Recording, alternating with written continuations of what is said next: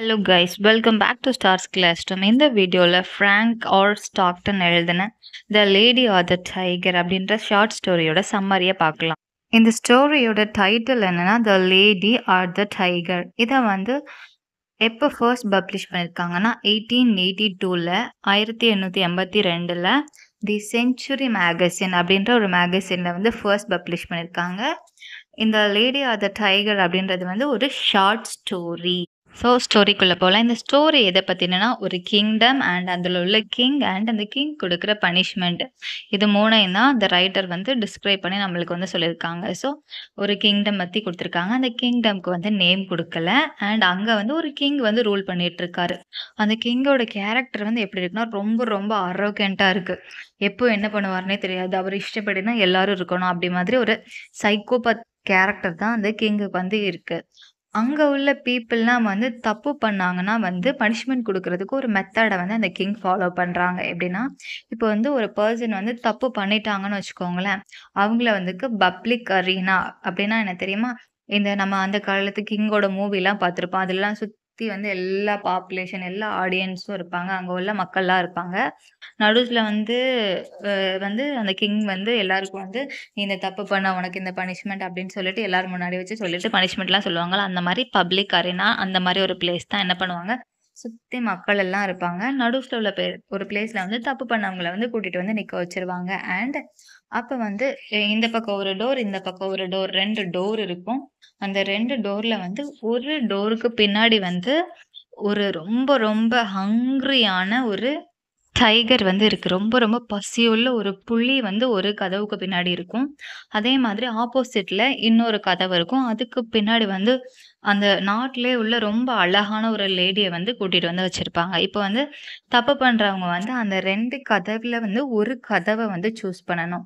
இப்போ அந்த தப்பு பண்ண அந்த கிரிமினல் அந்த லேடி இருக்கிற ரூம சூஸ் பண்ணிட்டாங்கன்னு வச்சுக்கோங்களேன். என்ன பண்ணுவாங்க, அவர் தப்பு பண்ணல, இவர் நல்ல மனுஷன் அப்படின்னு டிசைட் பண்ணிருவாங்க. பண்ணிட்டு அந்த பியூட்டிஃபுல்லான லேடிய அந்த கிரிமினல் அந்த தப்பு பண்ணிட்டு நிப்பாங்கல்ல, அவங்களுக்கு மேரேஜ் பண்ணி வச்சுருவாங்க.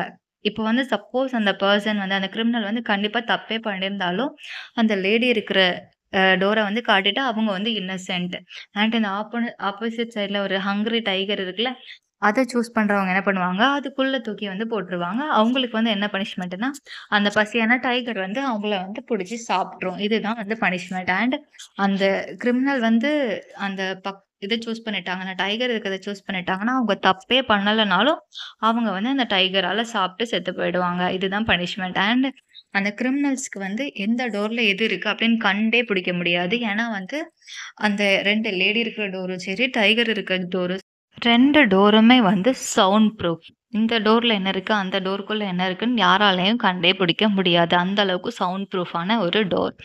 அண்ட் என்னன்னா, இப்போ தப்பு பண்ணிட்டு வர அந்த கிரிமினல் தப்பு பண்ணி இருந்தாலும் பரவால்ல, அந்த லேடி இருக்கிற ரூம் சூஸ் பண்ணிட்டாங்கன்னா, அவங்க அந்த லேடிய மேரேஜ் பண்ணிக்கணும். ஈவன் அந்த கிரிமினல் ஆல்ரெடி மேரிட் பெர்சனா இருந்தா கூட என்ன பண்ணணும், அகைன் உள்ள இருக்கிற அந்த பியூட்டிஃபுல்லான கேர்ள மேரேஜ் பண்ணிக்கணும். இதுதான் அந்த கிங்டம்ல பனிஷ்மெண்ட் குடுக்குறதுக்கான மெத்தடா அந்த கிங் ஃபாலோ பண்ணிட்டு இருக்காங்க. அண்ட் அந்த கிங்குக்கு ஒரு பியூட்டிஃபுல்லான ஒரு அழகான ஒரு பொண்ணு இருக்கிறாங்க. அந்த பொண்ணு ஒருத்தவங்கள லவ் பண்ணுறாங்க. ஒரு நாள் இந்த கிங்குக்கு இது தெரிய வருது. அந்த பாய், அந்த பிரின்சஸ் லவ் பண்ணுற அந்த பாய் எப்படின்னா, இவரை விட புவரான ஸ்டேட்டஸில் இருக்காங்க. ரொம்ப ஏழையானவராக இருக்காங்க.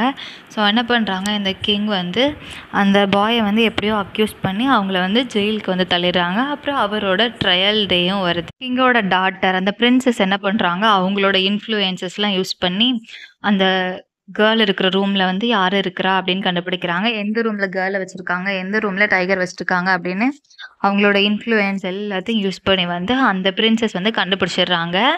ஸோ அதில் அவங்க என்ன லேர்ன் பண்ணுறாங்கன்னா, அந்த லேடி இருக்கிற ரூமில் இவங்களுக்கு பிடிக்காத ரொம்ப ரொம்ப அழகான ஒரு பொண்ணு இருக்கிறத அந்த பிரின்சஸ் கண்டுபிடிக்கிறாங்க. அந்த பொண்ணை பிரின்சஸ்க்கு சுத்தமாக பிடிக்கவே பிடிக்காது. இப்போ என்ன ஆகுது, பிரின்சஸ் ரொம்ப கன்ஃபியூஸ்ட் ஆயிடுறாங்க. ஏன்னா அந்த லேடியை இப்போ லேடி இருக்கிற டோரை காமிச்சிட்டாங்கன்னு வச்சுக்கோங்களேன், பிரின்சஸோட லவ்வர் என்ன பண்ணுவாங்க, அந்த லேடியை மேரேஜ் பண்ணிப்பாங்க. அந்த லேடியை தான் பிரின்சஸ்க்கு பிடிக்கவே பிடிக்காது. அவங்க லவ்வர் அவங்களோட மேரேஜ் பண்ணுறதை பார்த்தா தினம் அதை பார்த்து பிரின்சஸ் ஃபீல் பண்ணணும். இதே இது அதுக்கு ஆப்போசிட் டோரில் இருக்கிறத பார்த்தா பிரின்சஸோட லவர் என்ன ஆவாங்க, உடனே அந்த டைகரால சாப்பிடப்பட்டு உடனே செத்து போயிருவாங்க. என்ன யோசிக்கிறாங்கன்னா, இதுனா கொஞ்ச நேரம் ஃபீல் பண்ணுவாங்க. உடனே செத்துருவாங்க. கொஞ்சம் கஷ்டமா இருக்கும். ஆனா, இந்த கேர்ள மேரேஜ் பண்ணா தினந்தோறும் அத பார்த்து பார்த்து ஃபீல் பண்ணுவாங்க. பிரின்சஸ்க்கு வந்து எத சூஸ் பண்றதுன்னே தெரியல. ஸோ இந்த மாரி டைம்ல வந்து கிங் வந்து ரொம்ப யோசிச்சு இவ்ளோ ஒரு அழகான ஐடியாவ கொண்டு வந்திருக்காங்க. ஏன்னா, கிங்குக்கு வந்து இது 2மே லாபம் தான். அவங்கள மேரேஜ் பண்ணிட்டா இவங்களோட பொண்ண விட்டுருவாங்க.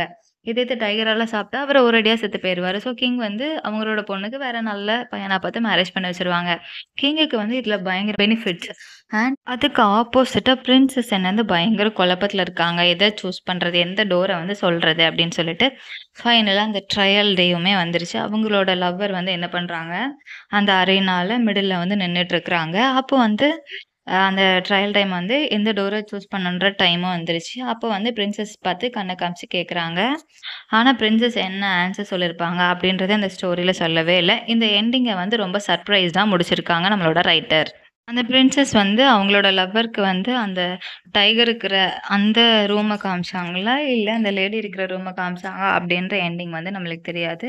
It's a very very surprised ending. இத வந்து நம்ம வந்து விதியோட கையில விட்டுட்டு இந்த ஸ்டோரிய வந்து ரைட்டர் எண்ட் பண்ணியிருக்காங்க. அகைன் த ரைட்டர் வந்து 1885 வந்து த டிஸ்கரேஜர் ஆஃப் ஹெசிடென்சி அப்படின்ற ஒரு ரைட்டிங்க வந்து எழுதுறாரு.